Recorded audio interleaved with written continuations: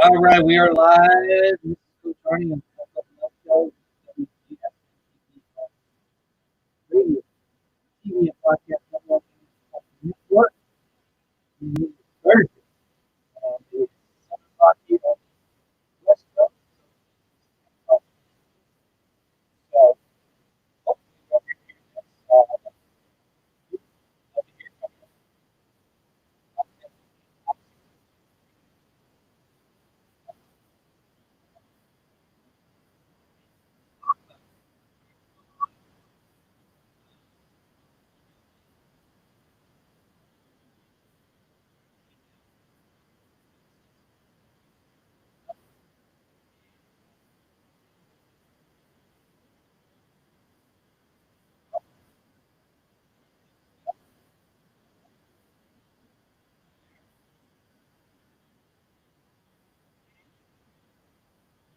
I'm not mute.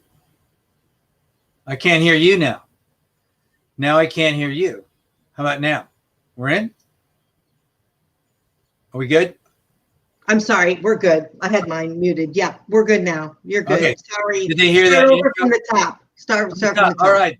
Hey guys, this is Coach Arnie with the Health, Love, and Life Show, and I am here on the WGSN Going Solo Network Radio, TV, and Podcast.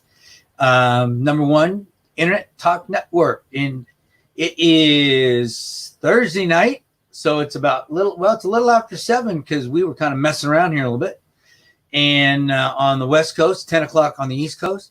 And there's my phone number and email. Call me, write me a note. Love to talk to you guys anytime. Follow me on all the different platforms: LinkedIn, TikTok, Twitter, Instagram. Would love to hear from you. I also got a new website. I was just telling Cece about it. It's live, but we are still tinkering. But you can go take a look at it, poke at it. The videos aren't mine, but we're working on that. And my blog is still kind of rusty. Got to bring in some old blog posts and get that going again. But yeah.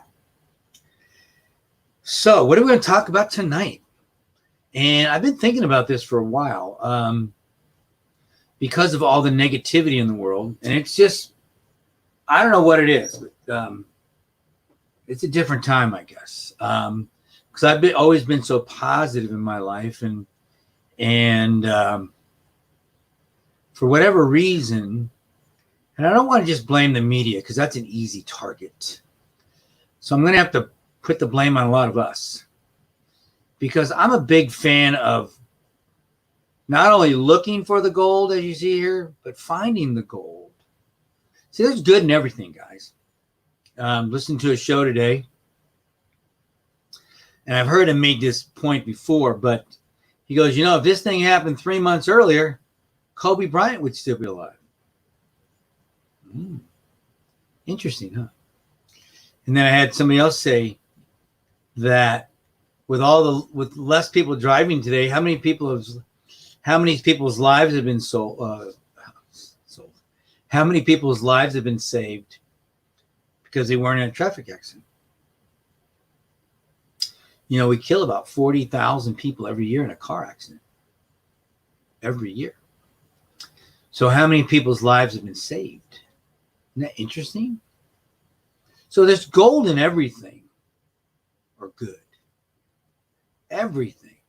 When I work with people in a relationship, the first thing I do is let them know this is a no judgment zone. Because when you're in a bad relationship, and we've all been there, it's a terrible feeling. I mean, it's a terrible feeling. And the last thing you want to do is be judged, because all your friends have already told you. I was trying to warn you about him or her. I was telling you, you didn't want to listen to me. So we hear all that stuff all the time, and we're done hearing it. And so I always let people know, hey, look, no judgment here. Because they're tired of it. But I also want to tell them it's not a mistake. It's not a failure. I mean, failure is an event. It's not a person. And the event is technically not a failure if you learn from it. See, if you can look at something, whether it's a business opportunity, a relationship, anything, a show like I'm doing right now, and whatever you put into it, time or money, and you can look at the fact that whatever happens, if the worst that happens is you end up at zero, what did you learn? I tell you what, right now, everybody out there is trying to figure out how to do a podcast or a live or some other kind of audio show on some type of platform. If you're screwing around trying to just figure it out, try to make it perfect, paying somebody, which is fine, but I got news for you. Just like when you go to school and you pay thousands of dollars for classes a year, doing it and ending up at zero is cheaper than going to school. Because look what you learned from the experience. Yeah. Look what you learned through doing it. That's huge. The first time I ever did a podcast, I spent thousands of dollars. Because that's what I thought you had to do. You know, software, equipment. The second time I did a podcast, it was free, except for the time I put into it. Free. See? But I wouldn't have known if I didn't go through the experience. So what I did was an experience. It was cheaper than going to school. See? Because school is really expensive. You know? So what I did by going on the internet and paying somebody to help me and doing all this stuff was cheap compared to going to school. Because now I can tell somebody how to do it. And I have. You know? And, you know, even what I'm doing here on this network, Cece can share with you and coach you how to do it. That's right. Because she knows how to do it. She can show you. So, I mean, that's called looking for the gold. Every experience is a good experience if you find the nuggets. It is a failure if you refuse to learn from it and you repeat the errors. So if I would have done the same thing again with a podcast and paid thousands of dollars to somebody again and done the same stupid stuff, that would have been on me. Yeah, no one to blame but me. No one to blame but me. So, but I've learned a lot of things like that in my life. You know, whether it's coaching sports, competing, business. I mean, my last business that I BK'd, went bankrupt, was about learning a lot of things. Learning a lot of things. Not just in business, but in, gosh, I can't even begin to tell you. All the way finishing with social media, which had just started. So being a little more keen on that. Learning a little bit more about networking, which just had started. Learn a little bit more about being humble. Asking for help. Those are all wonderful lessons, guys. You know, being vulnerable. All these things are nuggets. So if you are out at a stream in Alaska and you went out looking for gold, not only are you going to have to move a lot of dirt and water, but you're going to have to find the right spot.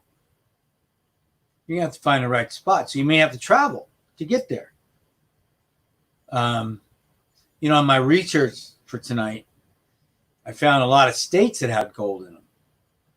A lot of counties in those states. A lot of places to look. So most people would think, oh, they don't have gold. You know, they don't. There's only Alaskan gold. Gold in Alaska. No. There's gold in all different kind of places. But are you willing Are you willing to move the dirt? Are you willing to travel there? Are you willing to get wet, go through all the procedures of panning the gold or digging through the dirt? You know, there's a great story that my friend Greg Reed wrote about in a book, which was kind of a remake of Napoleon Hill's book, 3 Feet from Gold. And in that story, which is a real story, I just don't have the name of the guy. It's a real guy, and it happened in Colorado back, and I want to say the 1870s, 80s, 70s maybe. And he had bought all this equipment, and he went out there, and he was jumping in on the, you know, the gold mine potential, the boom in Colorado. So he bought all this equipment, spent all his money, and he got himself a claim. Start digging. Now, I don't know the first thing about digging for gold, but I do know this. You got to move a lot of dirt. And he started moving a lot of dirt. And back there, they didn't have the big, heavy equipment like they have today. So you just get a pick and a shovel, and you go to work. And it's back-breaking work. And you just keep digging. And you keep digging. And you know what you're looking for? A nugget. Something shiny. Because you got your little hat on. Little thing that I wear for run at night. And you keep that thing shining. And all you're looking for is that reflection to come back on you, because that's going to just excite you beyond you can imagine. So you keep digging, and you keep digging, and you keep digging. And you know what? You may not find it.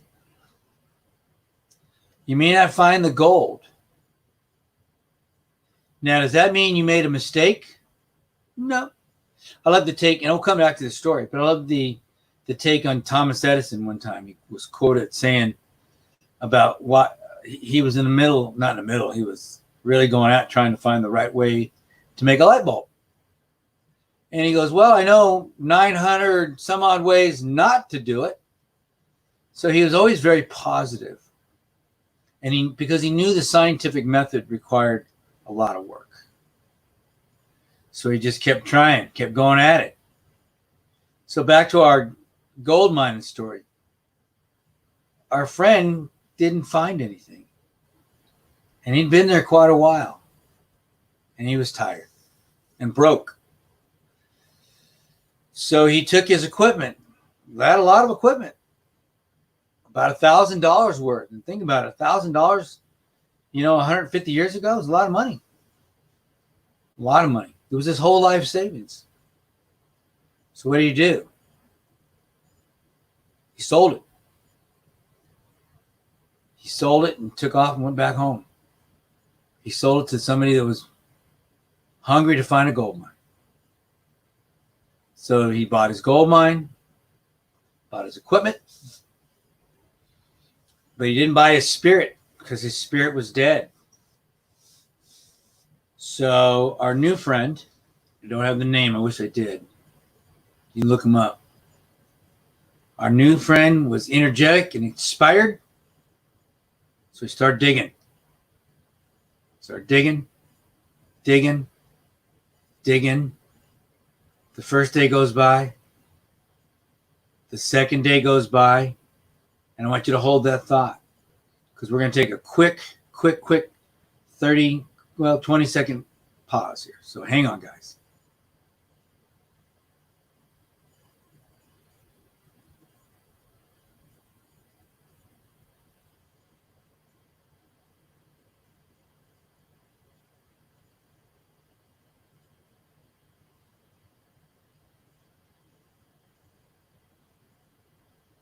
All right.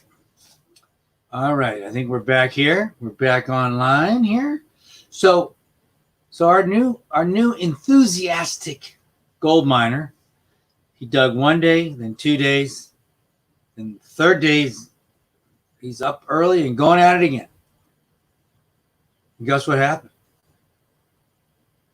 Hit gold. Hit gold. I mean, he was literally not even 3 feet away from gold when he bought the mine. Yeah. He bought the mine. So, and I want you to know something. He ended up having I think it was, you can Google me on this, I think it was the largest gold strike in Colorado history. That's saying a lot, since they still mine gold in Colorado. So why did he get it and the second guy didn't? Because the second guy quit. I don't blame him. He was broke. He was tired. He wanted to go home. He was exhausted, mentally and physically. Remember what I talked about a while back? There's 4 levels that we go through in any kind of an event. I described it in my own 100-mile event. Actually, I first experienced it on a 50-mile event. You know, you go to that level 1, phase 1, where you're just tired. You're physically tired. Then you go to level 2. You're mentally exhausted. Doesn't make any sense. What's happening here? You know, we're digging all day long. Should find gold. It's all over here. Other people are finding gold. Why can't I find any gold? Just doesn't make any sense. Level 3, the emotional component. You get incredibly emotional. Very sad. Because what you're going through literally breaks your heart. Because you're physically exhausted, mentally exhausted. Now you're emotionally exhausted. You are at the bottom. In your emotional phase, you reach the bottom. See, some people never reach the bottom because they never get to the emotional side of it. Because when you're emotionally invested into an event, into a job, into a relationship, that's when you get to the bottom. So what do you do when you're at the bottom? Well, I tell you what not to do, because I've been there. Don't holler for help. Because when you're at the bottom, it's awful hard for people to hear you. What do you do? Get to higher ground. Look up. Just look up. How can you get to higher ground? Because when you get a little higher, you can make better decisions. So just start moving. So when you're at the bottom of the pit emotionally, I mean, you're exhausted. When I've been there, you're crying.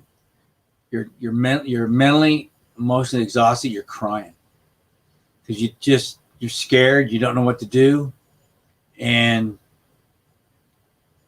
you're done. But there's nowhere to go except up. So you move. You just move, and you get higher. The higher you get, the better decisions you can make because you can see. You could see around you. I remember one time I was climbing a mountain and I got lost. It was dark.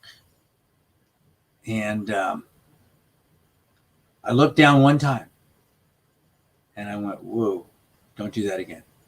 Because I literally told myself, you can't go down. You can't go down. It's too steep. You're going to fall. Okay. Which means what? It means you go up. So I looked up. I saw a ledge. I said, if I can just get to that ledge, then I can look for something else. So all I did was focus on the ledge. And I got to the ledge. I caught my breath because I was exhausted. Physically, I was exhausted. Mentally, I was exhausted. But I had to clear my head again. I looked up. I saw a light. I said, just get to that light. What do I need to do to get to that light? And I saw a big log. I said, get over to that log. Make sure it's sturdy. And hold yourself up. Got to the log. The light looked closer. I said, just get to that point right there. So I climbed again. Put my hand over the top, and I pulled myself up. And you know what I saw? It was the most beautiful thing in my life. It was a meadow. And you know what I saw? Which was amazing. I still remember it to this day. I saw one deer prancing across that meadow. And my heart went, whew. And the sun was just coming up. So why did that happen? Because I stopped panicking. I started to think. And I got to higher ground. Okay.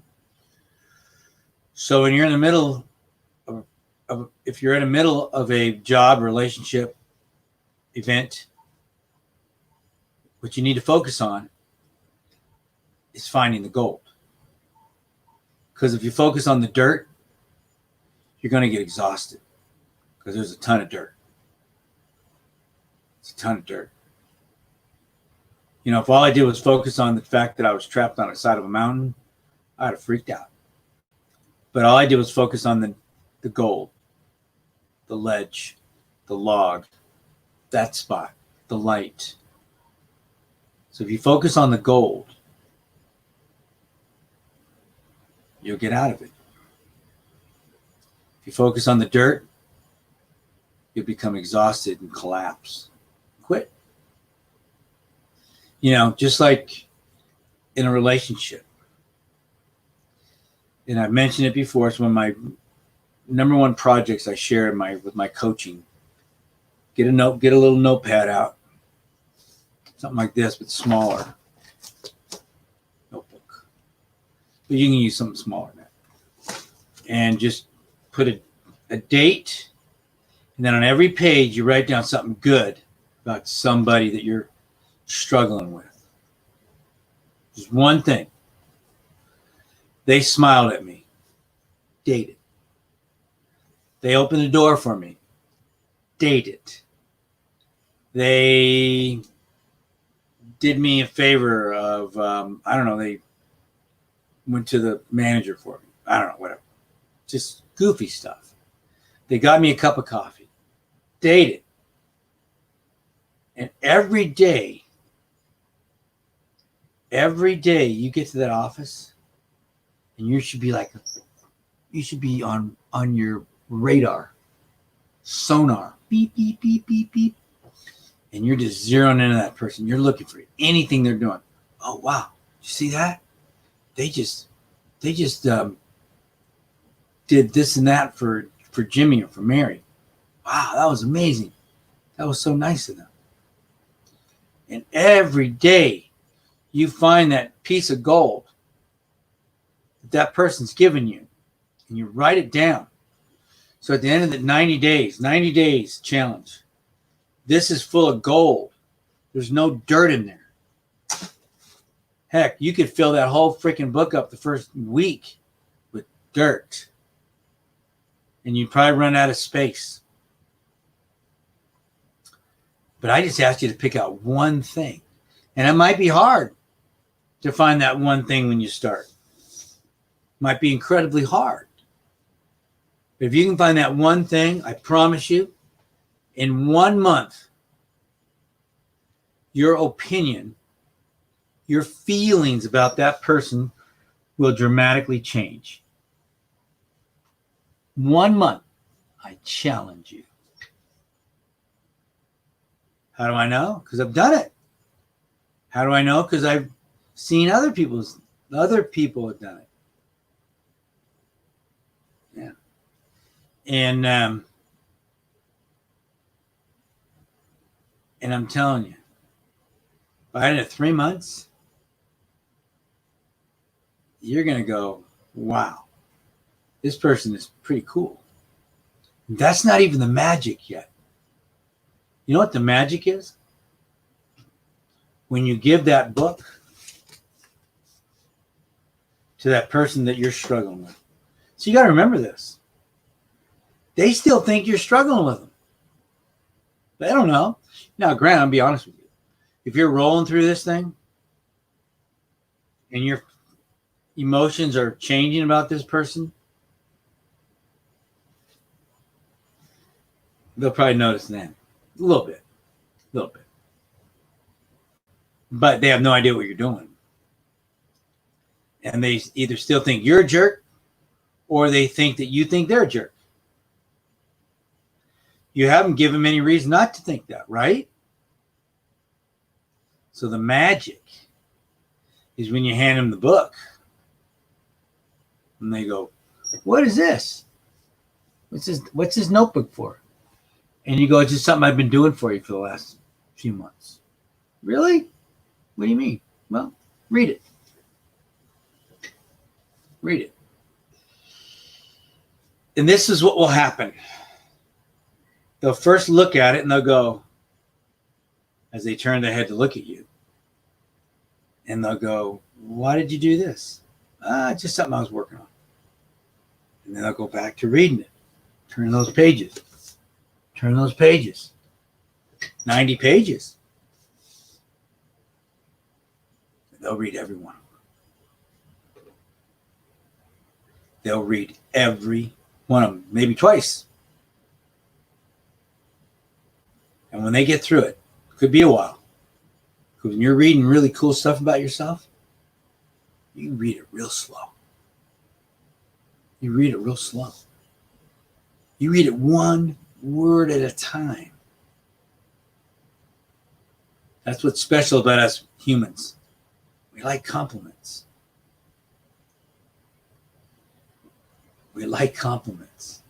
Especially when they come from unexpected people. See, it's easy to get compliments from your mom. If your mom wrote you that book, what would you think? Oh, Mom, you're always saying that stuff about me. But if someone you thought didn't give a shit about you did that, gold.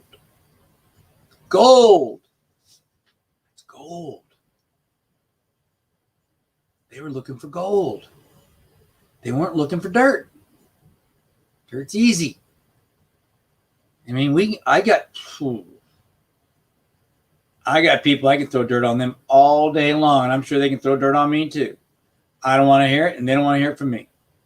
But we know we could do it, right? We know we can do it. I mean, I know parents. One thing I tell parents, when they tell me what they're doing, I always take a deep breath, and I go, I don't want to tell you how to parent, but is that what you want to do?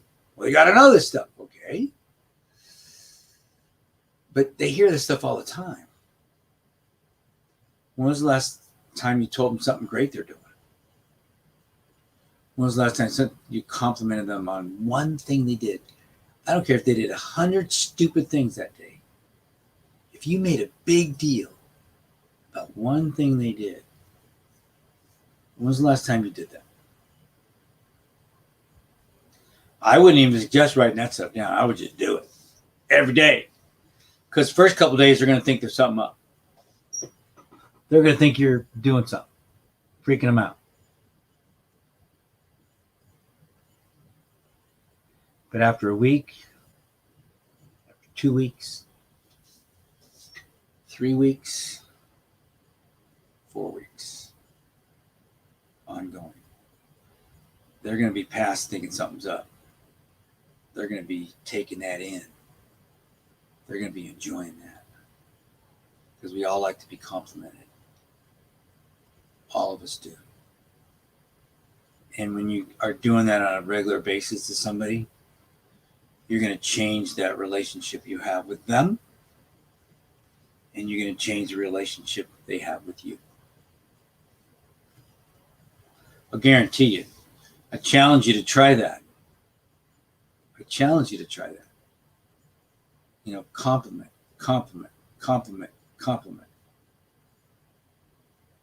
Okay? As long as they're real compliments. I mean, don't do anything phony. Everybody does good stuff.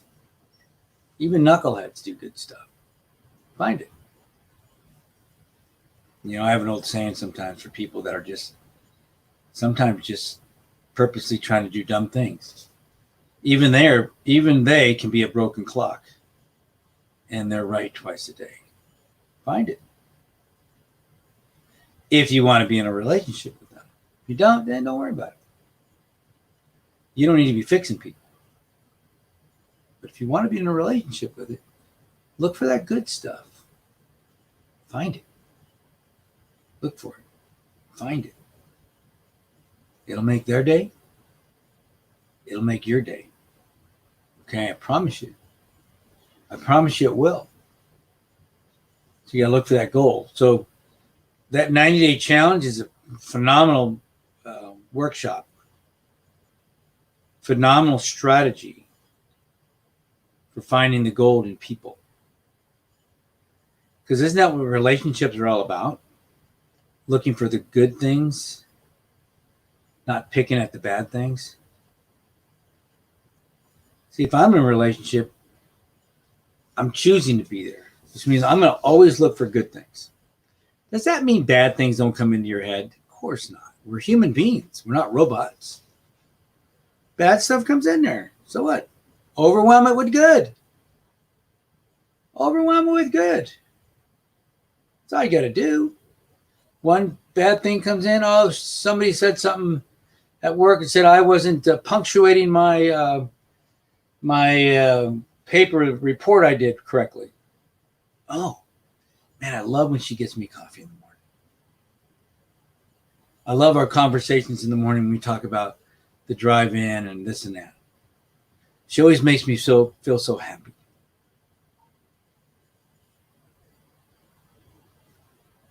Doesn't that sound better than, she criticized my document here and now I got to redo it? Maybe you'll start looking at that criticism a little differently. She's just trying to help me. She wants me to be better. She's encouraging me. Could be. Could be. We don't know that, do we? We don't know that if we get angry and if we get defensive. Because we all do. We all get defensive about criticism. Because nobody likes criticism. Do you? I don't. I mean, we love compliments. That's why I'm a big fan of another strategy I'm going to share with you. And this strategy is just as simple as, well, it's easier. But it's an everyday strategy. I call it the sandwich. The sandwich. So how does the sandwich work? All right. I'm going to find something good. I'm going to find some gold. When I find that gold, I'm going to share it with the person. Hey, I love the way you X. I love the way you have so much energy in the morning. I love the way you're helping people all the time. I love the way your project is always in early. I love. I appreciate. You make me feel. Got it? Then once you've done that, you go in for the meat. Hey, you know when you tell me that I need to work on my punctuation? I wish you would tell me this in this pattern, or this way. Or, you know, when you do this, it really makes me feel that. And I'd like to work this out with you. That's meat. Because now you're letting somebody know what they're doing. You're letting somebody know how you feel about it. And you want to, what are your actions going to be? I want to get over it. Or I want to punch you in the face. Okay, that's your deal. Hopefully you don't want to punch him in the face. And then let them think for a second. And then you throw another piece of bread on there. You know, I'm really so excited you're on my team because you just make me feel great. I love how you keep everybody together and encourage everybody. You're amazing. Compliment, meet, compliment. Sandwich. It's a beautiful thing. So you can compliment your way to getting something done. It's a lot better than saying, hey, knock it off with the criticism. I don't want to hear it. You're pissing me off. That's the last thing I'm going to tell you. How's that approach? Not as smooth, is it? No, it's not quite as smooth as the sandwich. Will it work? Maybe. If the person's worried about losing their job, if you're the manager, if you're the boss, well, I'll be mean here. If you're a rat and you go tell the manager, see, so it's not a good strategy. You're much better off complimenting, meet, compliment. You'd be surprised what you'll accomplish with that, how you'll be encouraging people. And it's an amazing thing. I'm looking here, some of my notes I've got to put on this. It's an amazing thing that when you are encouraging other people, especially coming up in this, as we get back to work, when you are encouraging other people who are afraid and you're making them feel safe, it's amazing how much trust and rapport you're going to build with them. And with that kind of trust and rapport, you are more able to give them that sandwich without them becoming upset because they trust you. But if you're a jerk and you just lay the meat on them, be ready for a pushback. A lot of people don't like that. So you got to be kind. You got to be kind. See, I'm a big believer that kindness is a fast path. See what I was doing? To happiness. Yeah, exactly. Kindness, and meaning that if you're looking to be happy, do acts of kindness for people. Be acts of kindness. By doing those things, you can control the situation, not manipulate it, control it. Because it's a lot easier to negotiate with somebody who likes you than to somebody that thinks you're a jerk. So kindness. Be positive. Just remember this as we start to close down here a little bit. Trying to change someone's mind is a loser's game. If you're trying to make somebody at work like you, it's a loser's game. If you're trying to make somebody that you want to date like you, be careful. Because if you overreach, it's a loser's game.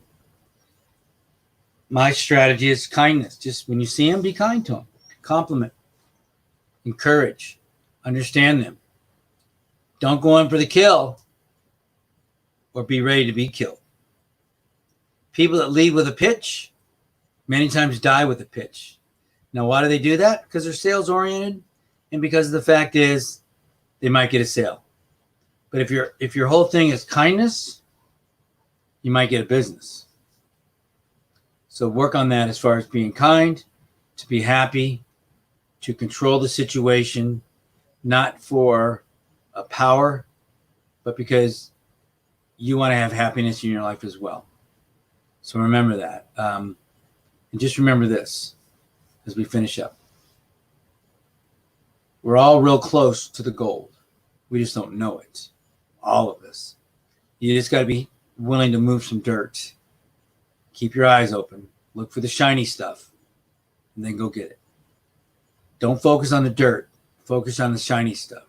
I promise you, it makes a whole big difference for all of us. You can do it. I know you can. All right, guys, it's the Health, Love, and Life Show with me, Coach Arnie Fonseca Jr., and I'm here for you. Give me a holler anytime. Check me out on social media. Would love to hear from you. And it's been a pleasure. Love you guys. It is Thursday night, Enjoy your weekend and be safe. Talk to you later.